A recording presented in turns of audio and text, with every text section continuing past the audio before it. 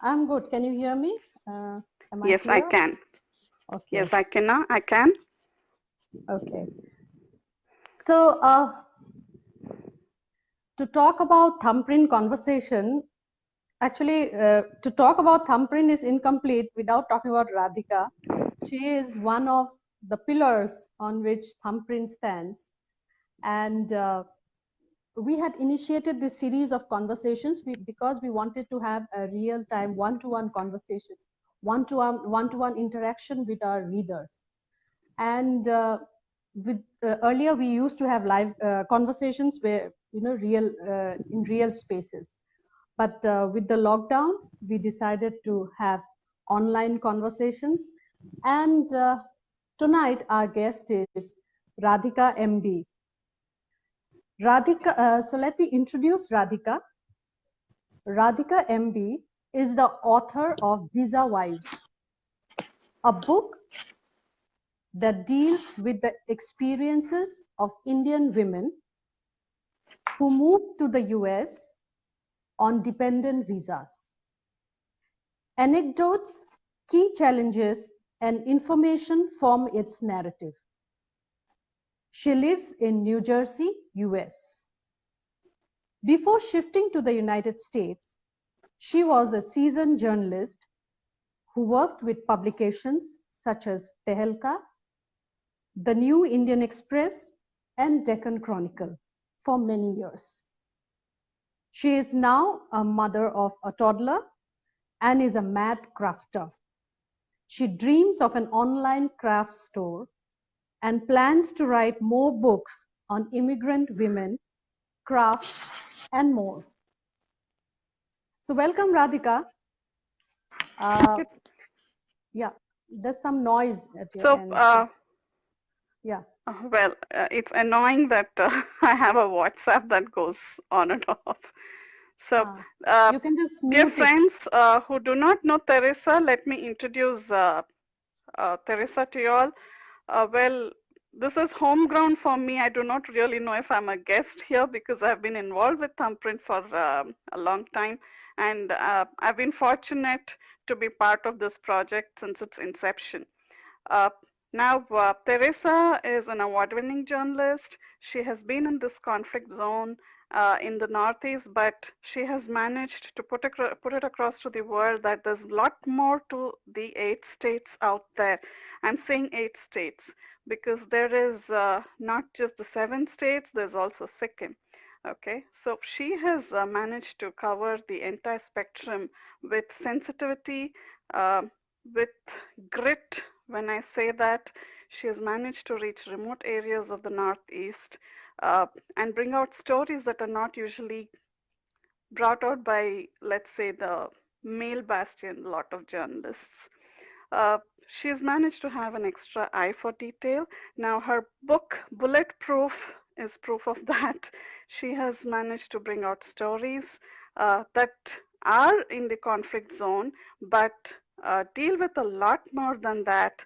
You know, issues like sanitation and talking about the family lives of people who have been involved in insurgency, uh, how she has managed to get caught in a crossfire during one of her stories. Well, these are stories that I would want to be very interested in. So that's Teresa for you. So now let's move on to Visa Wives. Yes. Thank you, Radhika. So please tell us about Visa Wives, the genesis of Visa Wives. Am I allowed to say that Teresa has also been involved in the genesis? Well, it's like this. Uh, when I came to the US, I had preconceived notions. Okay. Now, when I say preconceived notions, our perceptions of another country are usually shaped by the stories that we read in the media. And now the stories that we read in the media are all colored. When I say colored, it is about politics, it's about conflicts, it's about policy, foreign policy, it's about relationship between countries, it is about, you know, human interest stories. But there is a lot beyond that. There are everyday lives that are, you know, intrinsic, that are distinct. You think you know, uh, about a country based on the films you watch. As Indians, our perception, our generation's perception is based on movies like DDLJ, Dilwale Dulhania Le Jayenge, and the ones that came after that. We had Kal Ho Na Ho, we had what to say. Uh, I can't get the names, all the Karan Johar films, and the Yash Chopra films, which gave this romantic idea of places like Switzerland. So generally, there has been this fascination for the West, and it applies to other places too, where the Westerners have a fascination towards the East. Now, with this in mind, I took a decision to move to the US, looking at it as a temporary option. When I say temporary, I've always wanted to see US and the different places here. So personally, I had reached a point in life where I had a burnout after my stressful job, and my health was down in the dumps, and I was physically dependent on my husband for a lot of my needs. So I could not think of staying away from my husband for a long time, and I did not want to stay back in India during the time that he was here, because uh, yes, maybe it was a gut that things may not be easy for him either. Now there comes a point in life where you want the spouse to succeed at some level. I was one of those. I wanted to be taken care of, experience a new country, experience its new culture, see places, expand my horizons, and that's the reason I moved to US. Now, that's easier said than done. And that's what this book is about. The first few years when you move to another country are very difficult, not just in the US. There are people who have moved from India to China, uh, people who have moved from India to places like UK and the other European countries. There are people who have moved to Japan, and some people who have temporarily lived in the Korea, South Korea. Now, we have heard of stories. There are people who move to Dubai a great deal. Now, we've heard of stories, uh, in a very fluffy sort of way. The whole idea of uh, what you go through, the feelings you go through, the turmoil you go through, the loneliness, how uprooting yourself from the culture that you have lived in is not so easy for women. How moving to an entirely different culture takes a toll on your personal health, your relationships, on your state of mind. You can fall into depression. You should watch Meghna Damani's Heart Suspended, where she has brought out those visuals, stark visuals, and how she had suicidal tendencies. I have had people who talk to me about in my book. There are people who have been hospitalized because of depression, because of PTSD, and a whole lot of things. Now, it the experiences that I have narrated in the book, they might look dramatic at some level, but I assure you they're real. I did not fictionalize experiences. I have given a lot of consideration to keeping people's lives private. I have changed their names, changed their locations, just for the privacy aspect, because not many were willing to talk about themselves.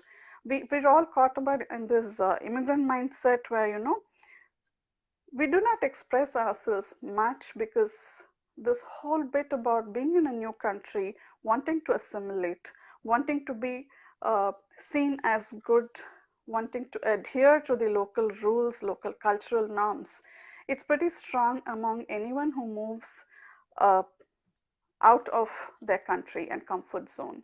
And one of the criticisms a lot of Indians and anyone who moves out of their country face is that how dare they move out of the country? They're not being Indian enough. They're not being patriotic enough. They're moving, looking for comforts instead of, being involved in nation building, instead of fighting for the welfare of their fellow citizens. Now, let me tell you this. Generally living creatures, humans in particular, we have been known to migrate. Okay, we see so much migration among birds. We see animals that move out of their territories in search of food and security and shelter.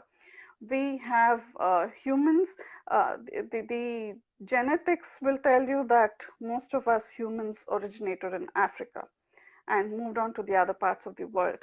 Now, it's natural to the life of a living being, and it's natural to want to settle. It's equally natural to want to move out of a comfort zone.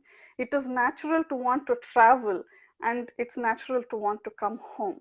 Okay, now coming to the US made me feel less judgmental about NRIs myself, because I became one. I experienced what a lot of NRIs go through, and earlier, the only notion I had was that NRIs have horns above their heads. NRIs have a what to say, patronizing attitude towards their home country. Even people who do charity, they come with a lot of expectations and a a chip on their shoulder, saying, "Oh, I'm different." So now, coming to the US has opened my eyes in a lot of ways. I managed to value relationships. Uh, I went through a lot of inner turmoil. I had a miscarriage after coming here, and the genesis of the book, if you ask me, it probably started around the time I lost my baby. Uh, Eventually, I managed to attend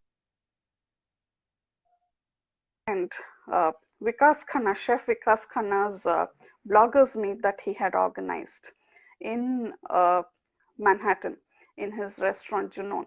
Now, I managed to meet a wonderful friend out there. Okay.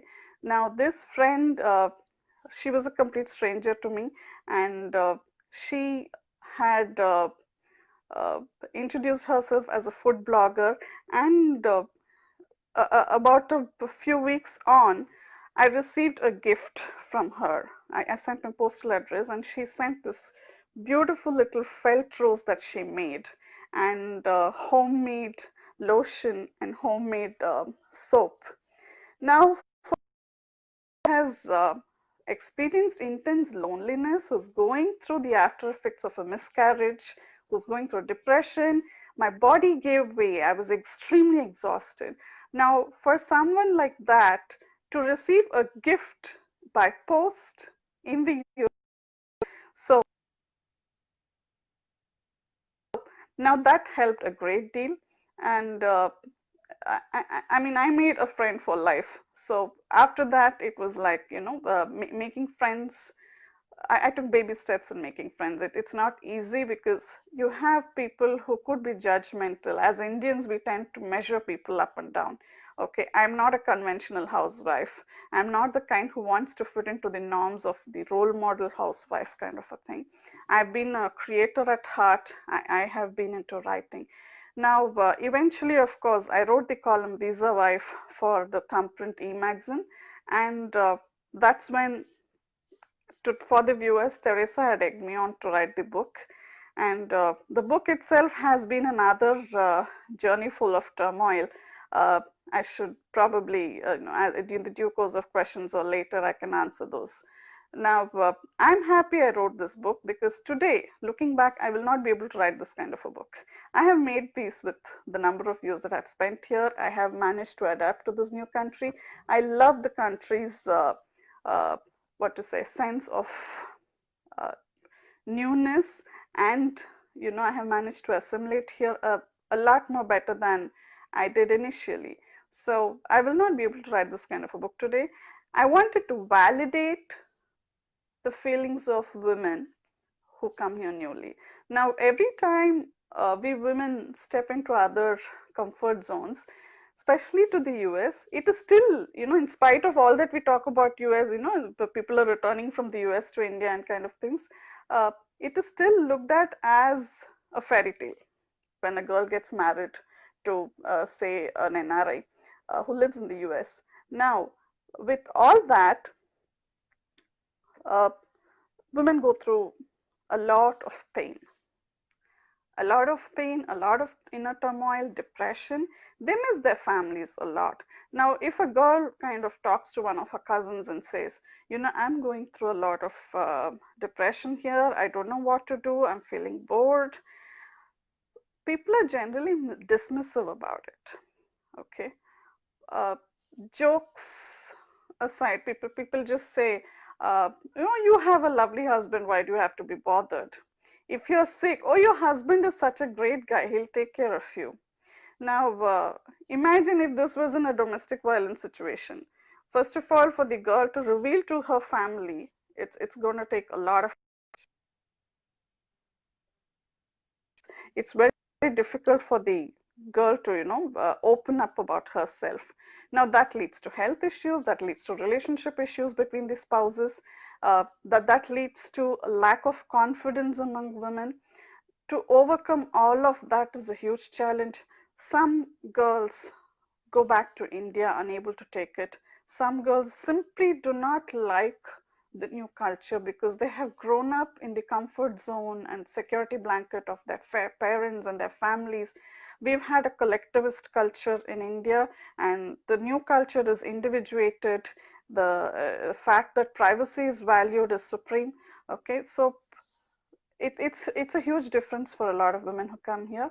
Now, I needed to uh, put it across to people, not in a memoir sort of way. A lot of my own turmoil also finds its way in the book, but I wanted to tell people that you need to make an informed choice when you come to this country. This was not to dissuade people from coming.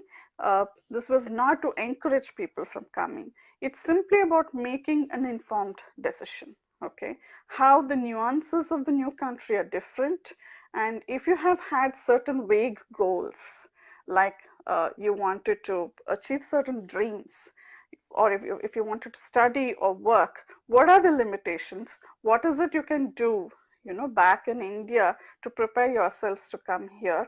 And once you come here, how you need to learn to adapt. Now, how you adapt is different for each individual. Okay, what works for me may not work for you.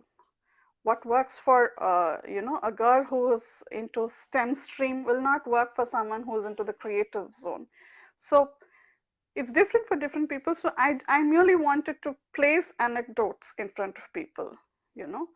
They're random anecdotes. Some people even find this whole thing very, uh, what to say, they say it's scattered anecdotes. We don't know if some are, if there's a proper story that's running through.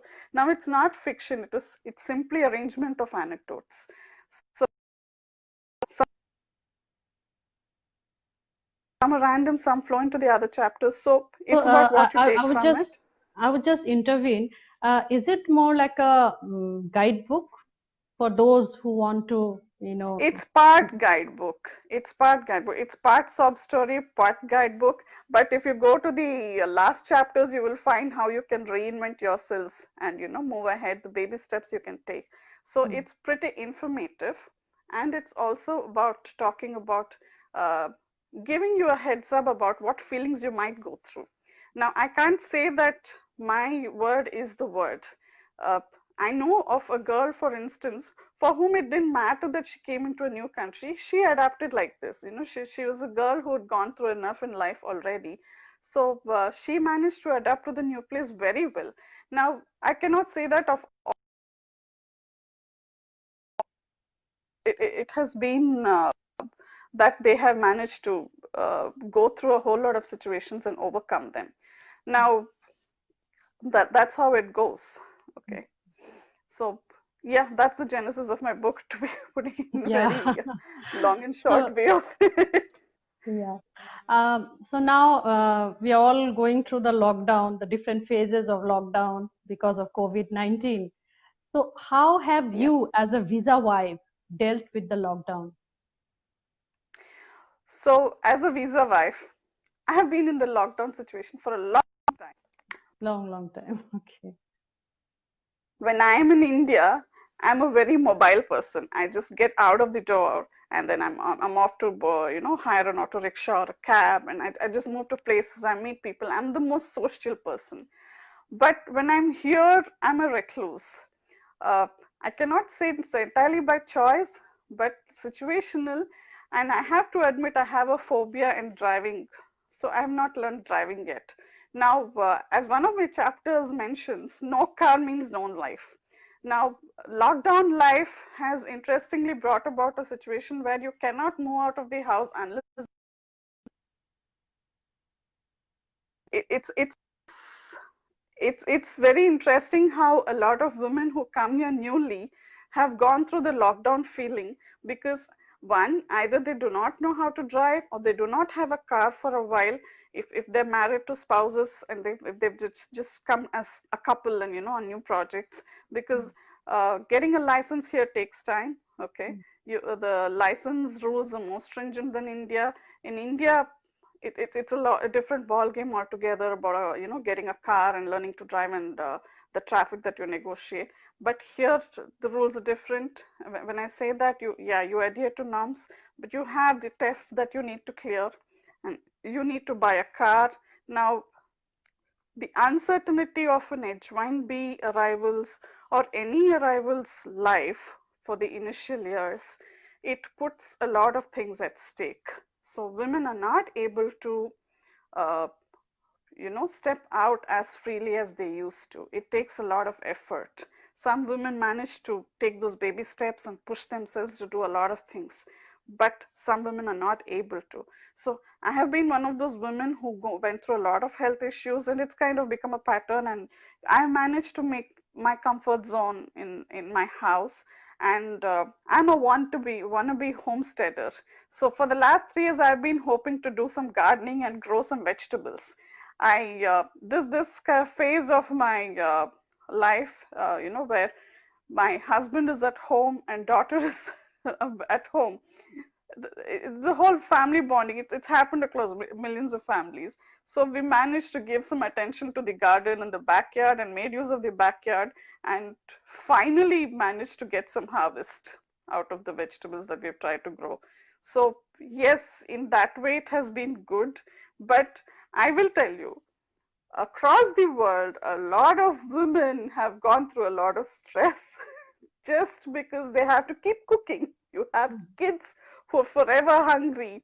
You're spending hours in the kitchen. If you're a working woman and who you have to go back to the laptop every now and then, it's not easy to concentrate on your child and the kitchen and the assignments that you get online, the meetings, the Zoom calls. It's not an easy life. So I have to tell I have adapted pretty well. Although I want some more time for my crafts, which is a dream for me right now. But yeah, there's a lot uh, that I managed to do during the lockdown. I wish I could say, I mean, it's heartbreaking to see stories back home though about uh, it's not easy to read things on Facebook where a lot of families have uncertainty. Out here too, there's a lot of uncertainty with the H1B visas going through a lot of decision changes. So yes, that uncertainty is still looming large everywhere. It's not unique to my situation. That's the thing. Yeah. So, what can other visa wives do, to cope with the lockdown life better? I mean, Well, for and starters, how close are the community ties among the Indians there, or the South Asians there? And for a okay. visa wife, So how difficult yeah, is it to adjust? are you talking about just the lockdown life or generally? Generally, and now with the lockdown, let's talk So about the I lockdown. have to tell you this: the Indian community largely is pretty close knit out here, and it comes with a lot of unique goods and bads and the in betweens. Uh, just like India. Now, when I say close knit, there's a lot of language affinity, or you come from apne gaon ka hai, you tend to make friends with people who are back from home, your schoolmates on, and if they have managed to come here, you make friends with them, and then there's this friends of friends of friends. You manage to reach people. Now, having said that, uh, the way Indians live here is a lot different. We manage to keep our circle pretty close knit. And yeah, there are a lot of us who are social, who are very good at networking. But you have groups of people, families, where you congregate over weekends, over festivals, over you go to the temples. Uh, the amount of socializing largely comes down. Okay, it's close knit. Uh, you want to adhere to your rules. You spend a lot of time with the family. It's a lot different, and in that sense, people have managed to keep in touch with video calls. When it came to stocking up during the pre-lockdown phase, where Indian stores announced they will be shutting down, there was a lot of stocking up. Unlike in India, we go, buy we buy on a daily basis, we buy on a weekly basis in India. Out here, the norm is that we stock up because we're so prepared for disasters usually that every time they announce that there's some sort of a what to say, a storm coming, a snowstorm, or a thunderstorm, we stock up. And That's the point. the weather forecasts are so accurate. I It's was surprised huge. because in India, Yeah, our people live weather their life by the weather. our weather forecasts are never accurate. So let's come back No, to we your take book. weather for granted in India. Unlike here, Yeah, you look at yeah. your phone, okay, what's the weather, like temperature, like can I go into my garden? Can I step out the door? If I go out the door, what kind of clothes should I wear? That's pretty huge here. That's the Mhm. thing. So how has writing the book changed your personality? Has it changed you in any way? Yes, yes. Like any writer, uh, writing is not easy. It's about going through an intense inner turmoil. uh, you think you can write, but a friend of mine and I, we were discussing when she was writing her book, uh, and I was writing mine. We were discussing, she mentioned how book writing is so much like pregnancy. You go through so many changes in your emotions. You go through, so much battle. You're trying to keep your domestic chores at a minimum, and you're trying to stick to your writing. You're trying to uh, verbalize your thoughts, and you're trying to organize them in a manner that will be readable. It's an intense turmoil, and if you have situational disturbances in family, health emergencies among families, that's huge. So uh, it has made me. I went through a lot of turmoil for the book. Uh, I did not know if the book will see the light of the day, thanks to my agent, who was very patient, who almost became a motivator during my down phases.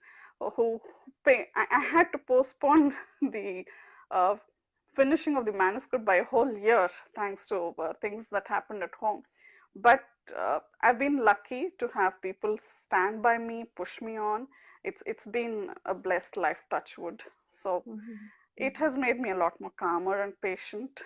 I'm able to view uh, and sympathize with the lives of others a lot more.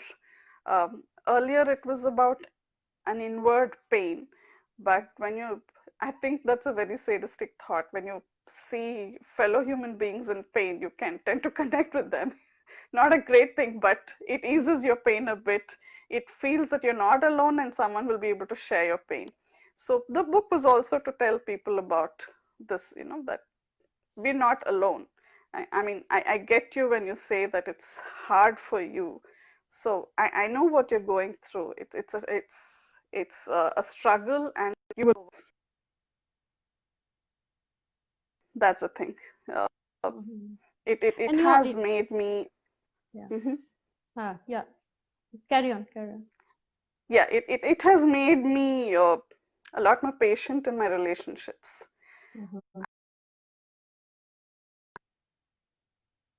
Also made me learn to give better to the Mhm. surroundings. Mhm. Was it more So like a catharsis for you? yes, one of the best moments I can tell you was after the book was published. When the publisher sent the first copy, first thing I did was my grand grandma was in the hospital. I love my grandma a lot, and the memories that I've had of her house in Chennai, they have been very intrinsic to how I have evolved creatively as a person. So she was in the hospital after a fall, and my baby was just born. So I took my baby and the book that was my baby. I took Mm. both of them to show to her. I dedicated my book to her. That was one of the most memorable moments I've ever had. So, Mhm. yes, it was a catharsis. Mhm. And your book also talks about the concept of space, both within home and outside. So, how is it Yeah, different? between India and the US. The concept of space within home, within a home. Okay. Uh, So, uh, within home, uh, in India, we're very social. We're a collectivist culture, as I mentioned. Uh, there is no sense of individual space as much as it exists in US. In India, it is about even the way our homes are designed. It's more to do with everyone being everywhere.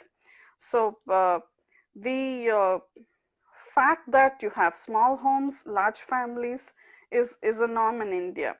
Out here, the concept of space evolves. It differs a lot. In cities like Manhattan, of course, people are used to small spaces. But as you move further away, for instance, I live in New Jersey, uh, the concept of space where is so different that it's normal to think of a house as not just the house, but the house and the front yard and the backyard, the privacy or no privacy, no fences in front of our homes. People, if they have fences, usually it is backyards. I have mm, seen fences mostly in beach towns and beach communities, but when it comes to places that are off the coast and a little inner and a little off the cities, I mm. haven't seen fences Yeah, that a is great one deal. thing that really surprised me because whenever we buy a house, first thing we think about is the wall and the gate. But Yeah, it was something which was missing in the US. You yeah, don't see any fences, you don't see walls, you don't see huge gates. So yeah, yeah, I yeah. think that concept of security is maybe different in India and in Yes, the it's US. pretty different. It surprised me how people can live alone in their homes all by themselves, uh, late into their lives, say 60s, 70s, uh, unless they're physically challenged, where they're no longer able to climb stairs, they're no longer able to do certain tasks for themselves. People like to live by themselves. The bit about children moving away after a certain age, uh, and children wanting to branch out into their own homes very early in life. In India, it's normal to have a working daughter or son, uh, say in their 20s, living with the parents, okay, mid 20s. But uh, out here, it would be seen as, oh, you know, so it's pretty different that way. And it's interesting how you will have, if you have a community, you have a pond, okay, and it's not always that if it's a set of apartments, you will think twice before crossing over another apartment to go to the pond, because you do not want to disturb their sense of privacy and you do not want to startle them. So that's something one of my journalist friends who had spoken to me for the book, she had mentioned about, how it's not a given to be, just walking by people's homes or windows, just like that, uh, which is very different in India. I mean, I have had instances of, when I was in teens, we went to our friend's home, and in his house, his mom was complaining that just the other day she placed something, near the window, which was pretty close to the road, and she lost it. So it's pretty common in India. You want to have grilled windows, and things like that. But that differs a lot. The concept of kitchen differs. In kitchens out here, if you it's uh, not unusual to see Indian men husbands pitching in a lot compared to back home in India. So it's a normal thing to see the husband pitching for a few dishes, do load the dishwasher, or take care of a bit of cutting of the vegetables. It's slowly changing in India, but out here it's a norm. Your social class and status, about how much you earn, really is not a deterrent for you to do household chores. Household chores are encouraged across boys and girls uh, pretty early, and it's part of the growing up, it's part of learning. So in India, it takes a little more effort, for the mother to coax a son into the kitchen. But here, the son is told in the school that it's normal. Uh, it's normal to help your parents with dishes, to do household chores, to do a bit of vacuuming. You get paid to mow the lawn if you're in your teens. Okay, so it's pretty normal. So that is different. Uh, the And in fact fact, that I've just intervened, like you spoke a lot about the kitchen in your book. So, yes. I mean, can you talk about the kitchen in a feminist context? Kitchen and feminism have been hand in hand. Okay, now traditionally women have been expected to be in the kitchens. Now personally, I have had a love-hate relationship with kitchen. I'm not good at cooking. People, I'm not good at cooking. When I say that, I do a bunch of dishes which a lot of my friends relish, but in my growing up years, uh, my mom does a lot of the kitchen, so it was hard for me to do things that were beyond her set of rules. Okay, it's pretty common in our households. Now, kitchen in India is so different from kitchen in the US. Uh, in India, it's about the gas stove, the vessels on display, although now modern decor has taken over a great deal in apartments. So it was a norm to have open shelves, have open vessels. Displaying the different sizes of vessels was so, common out there. When I came here, it was all about box, box, box, box kind of a thing. So it was pretty different that way. And we're used to maids. Okay, it's the most normal routine would be pre-lockdown life and hopefully post-lockdown life. The most normal thing is to expect the maid to come and do dishes, say in the morning, or maybe twice a day sometimes in some households where a lot of cooking happens. Here, the concept of maids doesn't exist in the first place. You do everything by yourself, but you also have gadgets that make your life easier. Dishwashers have come into India a lot more now than before, but when I came newly, I knew only one household that had a dishwasher, that was a countertop dishwasher. Out here, dishwasher is a norm for most homes, unless it is a tiny apartment where not much cooking happens, say in Manhattan, Jersey City, or say one of the populated cities of California. So it's normal to expect a dishwasher out here. So it doesn't happen. Laundry happens differently. We're used to beating our clothes, into cleanliness, but And drying out them in here the it's all sun. about, Drying them yeah, in the you sun. don't That see is something. clotheslines. Yeah, you don't see clotheslines unless you live in the South, where Indians have taken it as a passion to, have a clothesline, make sure the clothes are dried in the sun. But a friend of mine was flabbergasted in California when we were like, I happily used a dryer, and they were used to drying clothes in the sun. She had lived in New Jersey, she moved there, and they started drying clothes in the sun. And then after I actually dried my own set of clothes, it made sense. Oh my God, this was something we've done since childhood. What's wrong with me? Kind of thing. But it's normal to use the dryer out here, because most of the many places have a lot of winter. We have about 7 months of winter a year, so we're so used to putting the clothes in the dryer. So that's very different. And the largeness of space like I mentioned, when you move out of these cities, that's pretty stark too. That's the thing. So I think that plays a lot on women's mind. We have a lot of women who rediscover cooking after they come here, thanks to the novelty aspect of the kitchens. How baking is huge here compared to, boil and fry in India. So I can read an excerpt on that Accept. Yeah. chapter. Sure. Sure. Yeah. So Mm-hmm. I had interviewed Chef Vikas Khanna because I had attended his bloggers meet, and Mm-hmm.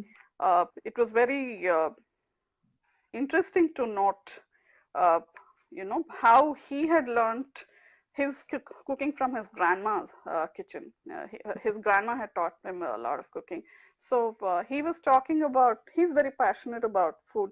Now, Where is he when based? I asked him, pardon, Where is he he's from based? Punjab, I think. If I remember, he's from Punjab, Okay. So you're talking Vikas about Khanna. your cooking class in India, or? No, no, no, no. I'm talking about Chef Vikas Khanna's. I did an interview with him in his restaurant Junoon in Ah, Manhattan.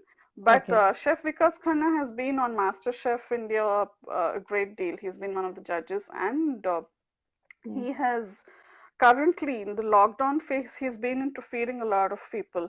Uh, mm, he's organized food drives a great deal. So mm, now when he spoke to me about this whole passion of cooking and how Indian women take to cooking differently, and start food blogs, some women start craft blogs. Uh, Now what he says is food is intrinsic to memory. Okay, food as memory. He says, uh, let me read it this way.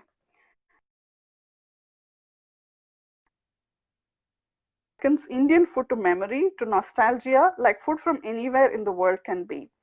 mm, A Canadian woman celebrating her 85th birthday at Vikas Khanna's flagship restaurant, mm, Junoon, broke into tears once. She had mm, tasted vadiyan that he made using a dehydrator. Now, vadiyan are really fryams. In the mm, south, we call them udiyalu mm, in Telugu. The crunchies reminded her of her childhood in Punjab. She had lived in Canada for 60 years without ever going to a restaurant. Can you believe that? So he says Indian food is a strong part of memory for women when they come, so they want to recreate it. mm, Uh, well, I had met him in 2015. Now, he talks about how their initial phone calls are all about cooking. When they were in India, they were never bothered because it was easily available in plenty. It's like the sun. You don't bother if the sun will come up tomorrow morning, but you need it every day. It's interesting how that behavior changes. When they were in India, they probably never went into the kitchen to learn how to make dal or pakoras. In America, the need for authentic Indian food makes itself felt strongly indeed. With blogging, he feels uh, women are not bound by too many limitations of financials. They can be free when they write. Uh, so he says he loves how Indian women post simple recipes online. The process eased by smartphones and videos. In America, accessibility is high. It has reached out to women and they have tools. So that's how.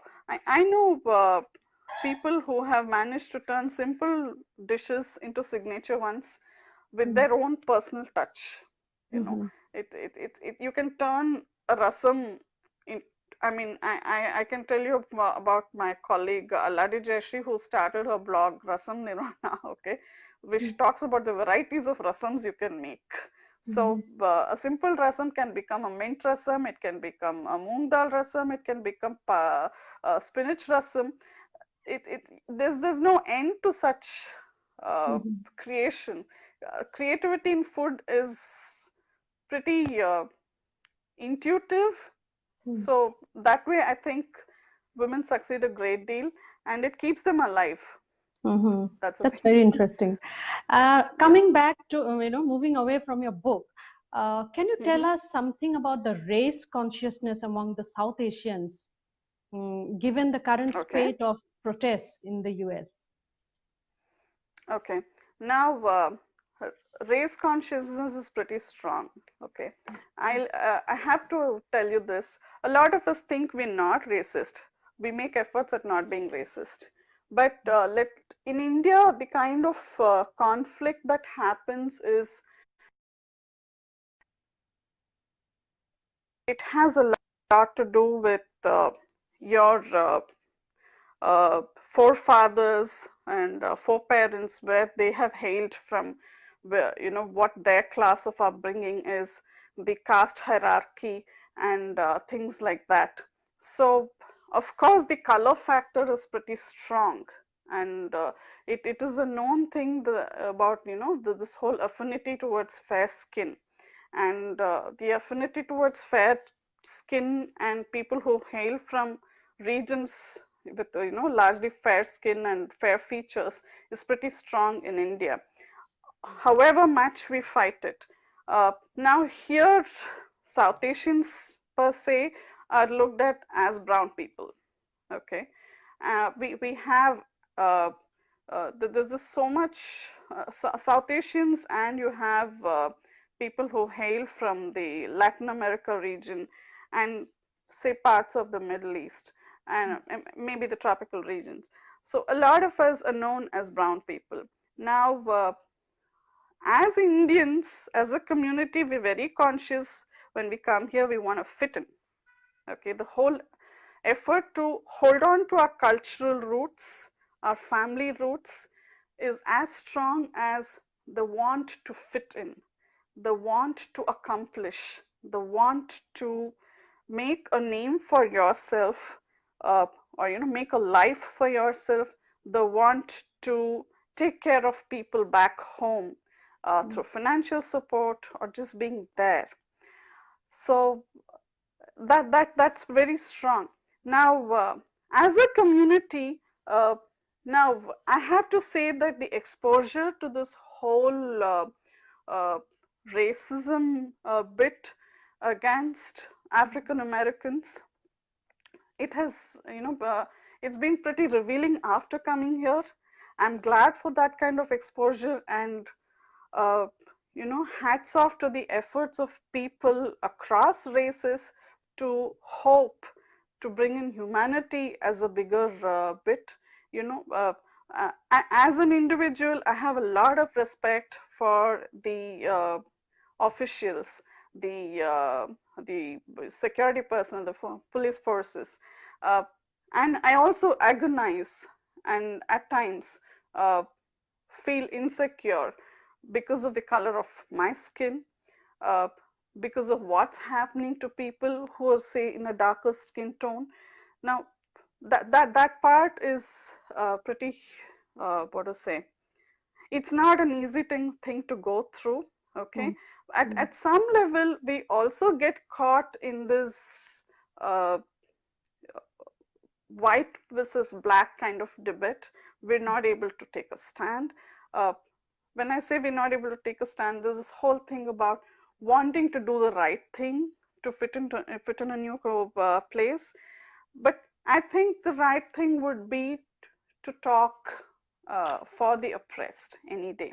Okay, one of the most beautiful examples of resolving such a conflict was in Camden, New Jersey, where during a protest recently, uh, the officers took the knee. Okay, police officers took the knee. I think that's a very beautiful gesture where people recognize the scope of improvement in a system. People recognize the need for equality across races and say, boss, we're one with you. We get you. We want to be part of the solution and not the problem. I think that was very beautiful. I think gestures like this, which strike at a deeper level, uh, there's a lot of work that needs to be done towards equality of races, starting with how we school our children about it. So I, I think the effort is huge and it has to be made. And I will not be able to comment about the political, uh, you know, uh, decisions and political statements that go on back and forth. I will not be able to comment on that. But largely, we need to focus on the work that we do towards equality of races, of equality of humanity, equality of religions. So it's not even that we're all perfect at it, We think we're not racist, we think we do not have biases, but we need to start looking at ourselves too, about working towards eliminating our own biases and looking at the other side's argument a great deal. That's the Mm-hmm. thing.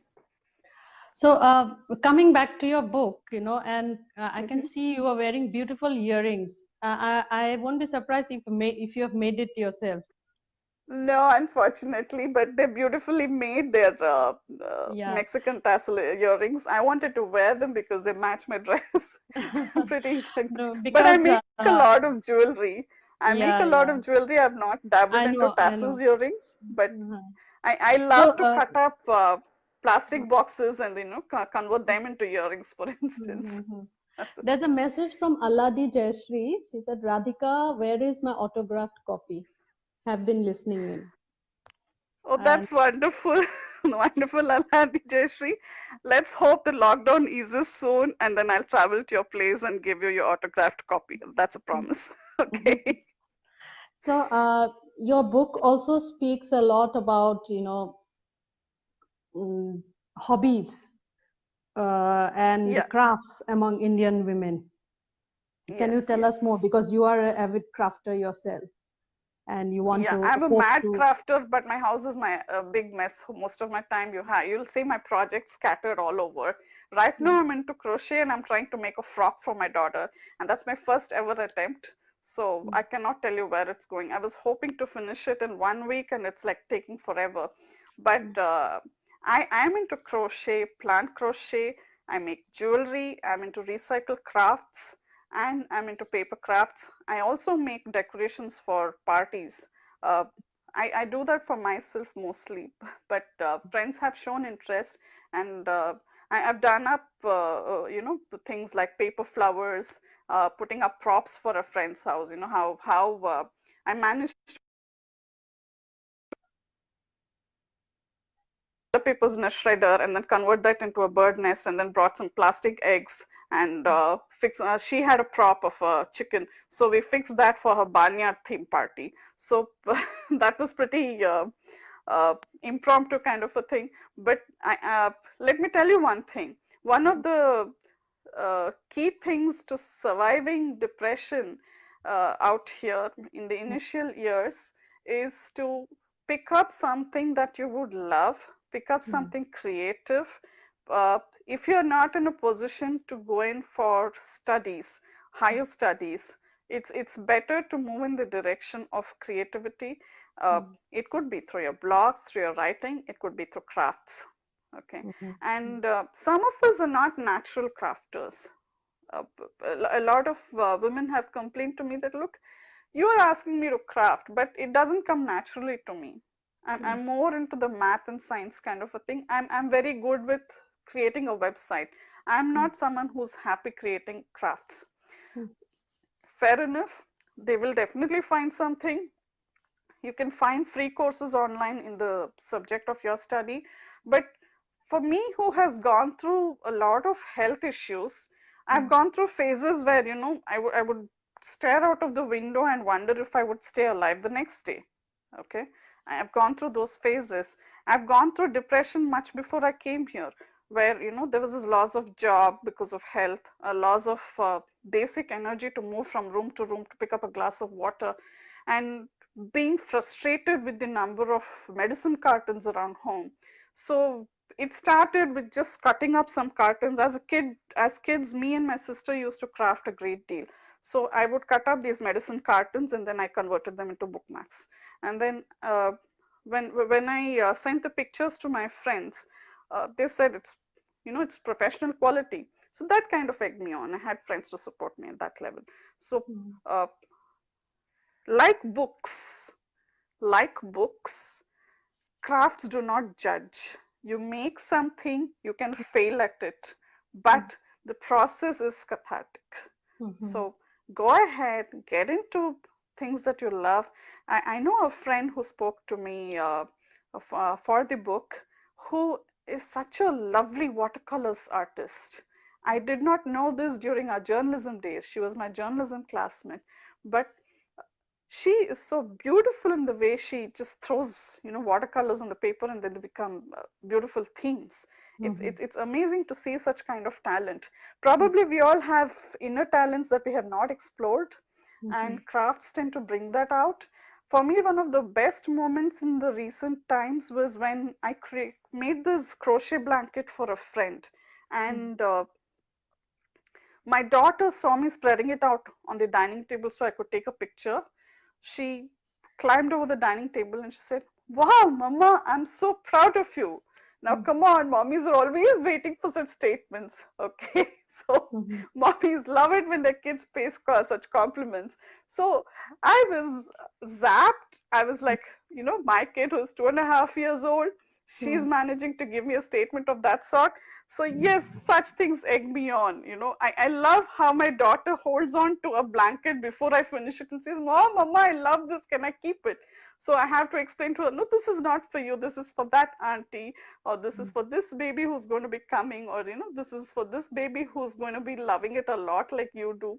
So yes, that eggs me on. And the fact that you can turn waste around your house to something useful, it's pretty good. The fact that you can, here the number of crafts I have seen, it's very different. It doesn't how they've packaged themselves so well. In India, craft stores are new, they're still evolving. But I was very happy to see stores like Itsy Bitsy and some of the online stores that give a lot of craft options. Paper quilling is big in India. Out here, woolen crafts, when I say woolen, yarn crafts and gardening, uh, you have I have seen collectors who collect train models. Okay, I've seen people who make aircrafts with wood material. I've seen carpentry is a huge craft. So people who love making frames, photo frames, it's pretty huge. The possibilities of crafting and creative work are huge. The way writing is an ocean, crafting is an ocean. So yes, it's very good for people, and So that's the we way you wish you, survive. yeah, so we wish you all the best to, for your dream project, that online craft store, Thank you and so much. many, many more books on immigrant women. Yes, I would love to do that. I would want to write a lot more about topics such as parenting, which is so different from India. I would love to write about women who have made it here in spite of their challenges. The last chapter of my book, unfortunately for the length, I had written a lot more, but we had to edit it out. So it was uh, reinvent and let go. So now it was about letting go of your baggage. It was about shedding the baggage that you have brought. Learn to do things that are new. Learn to connect with people. Take that first step and actually do things for yourself. So uh, English Winglish had released around the time I was going through my depression. So it was like, it was very relatable how we saw Sridevi's character uh, learning, spoken English just to get that extra dose of confidence for herself. It was pretty good. So that was around the time I was on my low too. Eventually, yes, my crafting has become my, my identity as much as my writing has. So let's hope writing and crafting work well for me. That's the thing. Geeta Menon writes, awesome. Yeah, it was awesome talking to you, Radhika. And unfortunately, we are running out of time. So Okay. we So wish you thank you, all the best. everybody. Thank you for Yeah, joining in, thank and you. hope to meet you all soon. Bye. Yeah, thank you so much. Thank you. See you. Bye. Bye.